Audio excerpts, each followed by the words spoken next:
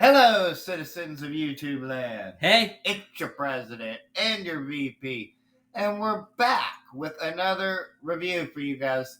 this one's a bit of a palate cleanser compared to the last review. Yes, because after the last one that we did, which you'll know if you know, guys, if you watched it, we decided that, well, while this one's going to have a pretty depressing ending in its own right, the overall experience leading up to it's going to be a positive one because this review is going to be Old Yeller. Okay, yeah. Well, I'm just saying, this one is much better overall compared to our last review, which was just depressing, the review. Yeah, pretty much.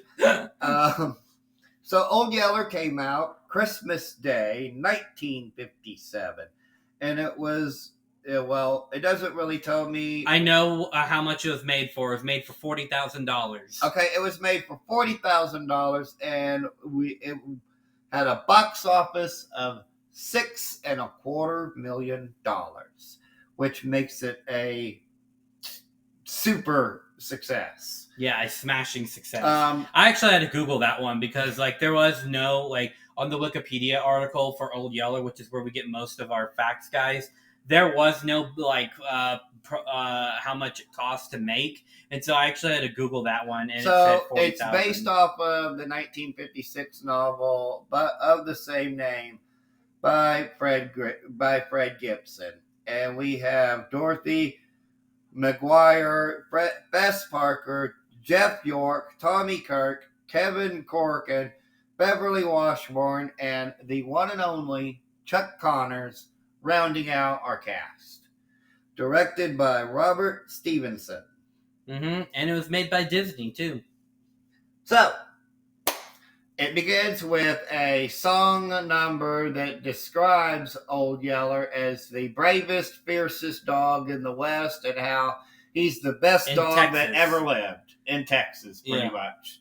And it shows Old Yeller, and he's having fun, and he's chasing a rabbit, and he's getting into mischief. And at the same time, though, you know what? That reminds me. The opening scene for Old Yeller kind of reminds me of the opening scene for Cujo. Yeah.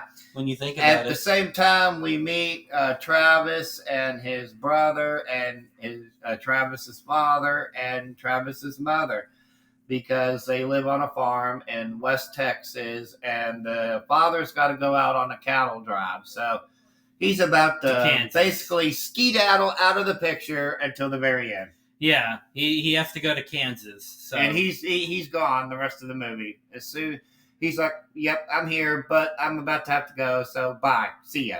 And he's out of there. Yep.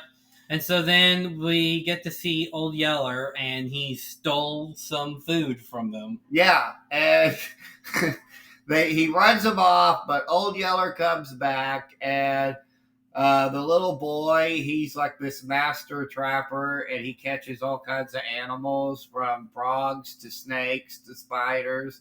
At one point, the little boy, who's only 8 years old, actually tames and captures a baby bear cub of all things. Yeah, and then it's like, if there's if there's a bear cub around, you know what that means.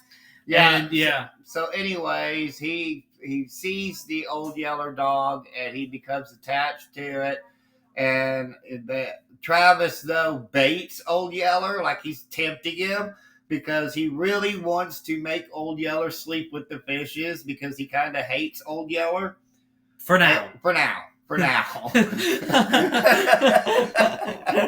We'll be like, he hates Old Yeller for now. So he's kind of baiting him, right? Because he has this side of pork that he has on the the porch. Yeah, it's a deer actually, and he's like, yeah, if you touch this, I'm gonna make you sleep with the fishes. Well, Old Yeller doesn't touch it, but that's only because he had stolen from the other farms around. Yeah. So he's like, you didn't actually touch it. So slowly but surely, Old Yeller starts to prove his worth and how he's a really good friend. And it's all kind of tied together, though, because he Travis really wants a horse, and his dad basically tells him, "Well, what you actually need is a really good dog." And so, time and again, we see that Old Yeller is being fierce and being brave, and he's able to do things. Yeah, and he actually takes on a bear as well because, like, a mama bear comes running up to save her cub, and then the Old Yeller comes out of nowhere and kind of like RKO's the bear in a way. It's the best way to kind of like describe it in a way, but he just goes BAM, and the bear's like, "Whoa, what the hell?" And then he keeps like barking at it and like running around circles, and the bear's like, "All right, I guess I'm out of here. Peace." And there's another point where they're in a pond, the little pond next door to their house, and the little boy's in there, and Old Yeller's in there, and Old Yeller, he just catches a fish just like a bear would. He just jumps in there and grabs the fish out of the water. Yeah. And the little boy's like, "Look, Mama, I'm the one that caught the fish." Yeah, and he like starts coming up with this great big lie on how he caught the fish. And then Travis is like, "He's going to become the biggest lie in Texas." And then I made the joke when watching. I'm like, "No, that's your governor."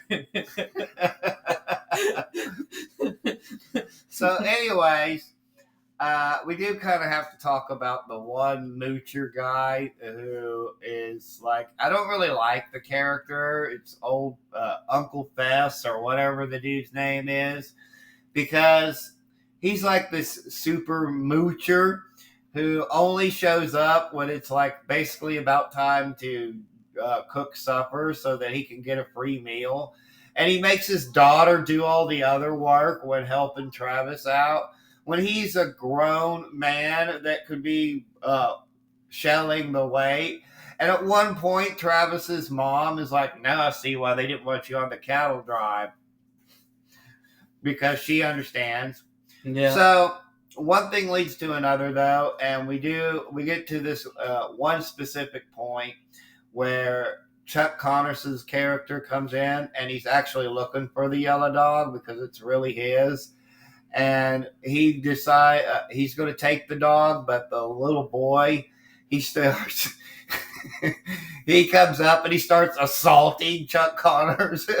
He's like, "You're not going to take my dog." By the way, that little boy has balls to assault Chuck Connors, because mind you, the man's pretty big. Like, yeah, and so he's like, "I'll be." And so the little boy, he has a little man-to-man, heart-to-heart with him, and offers horny toad plus a square meal. But this was important because he mentions that there's hydrophobia going on in the area, and he points out clear signs of it because, as it turns out, there's an attack later on where there's a wolf attack.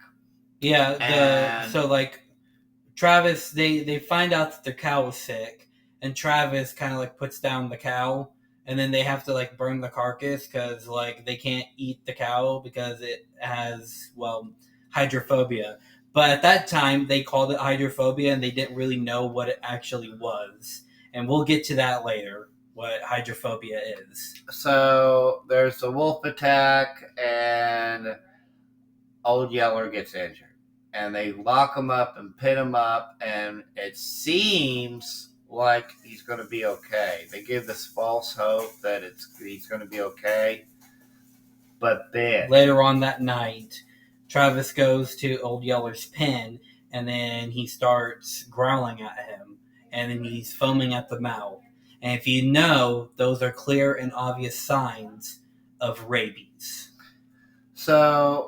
And it turns out that hydrophobia back then is just rabies, but they didn't know it was rabies. He had to... and now here comes the depressing ending. Travis's little brother goes out there and like tries to open the pen and sneak him out. And his mom comes out with the gun and says, "Travis, if you don't want to, I'll do it." And he goes, "No." No, I've got to make sure that he's going to sleep with the fishes.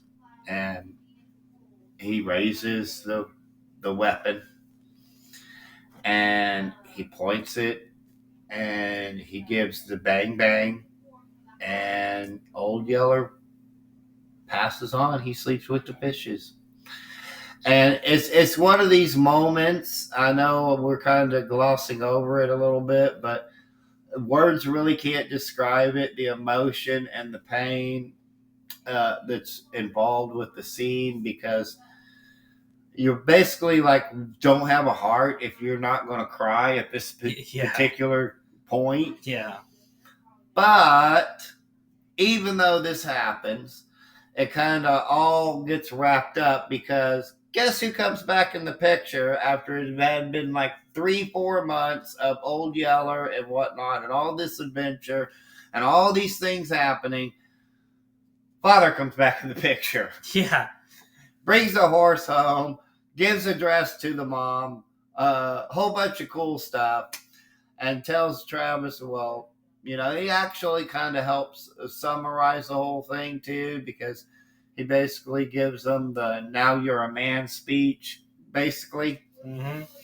And at the same time, we get kind of a wrap up, because lo and behold, old Yeller had fathered some pups, and that's why he actually got his life saved earlier when he was stealing from the other farms.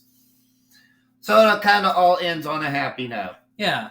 And it's like, we got to point out something as well, because it's like, in the movie, it points out that the time that the wolf attack happened, and then to that moment, it had been 2 weeks. And it's like, my dad actually asked me, he's like, how long does it take for rabies to form? And I'm like, it takes up for as little as 1 week to up as long as 1 year. Yeah. So, but that's what the hydrophobia was, guys. And overall, what can I say? Once again, even for the movie being focused mainly on the child actors, if you will, they really went all out, and the performances were strong on all ends, and the directing was top notch, and the cinematography, even the musical score. And it was obvious that the dog that they used had been a trained animal, so that really helped as well. Mm-hmm. So the whole thing ties together, and it's a great family film. Just be prepared for that doozy of an ending. Yeah. And some young children out there may not necessarily be able to handle it. So kind of screen it ahead of time, and you guys decide before you let your children watch this one. Even though it is a G-rated film, it does have that very, very heavy subject matter that may not resonate too well with very, very young audiences. Yeah. So, with that having been said, final rating, once again, man, I gotta go 5 out of 5 again. What say you? I also have to go 5 out of 5.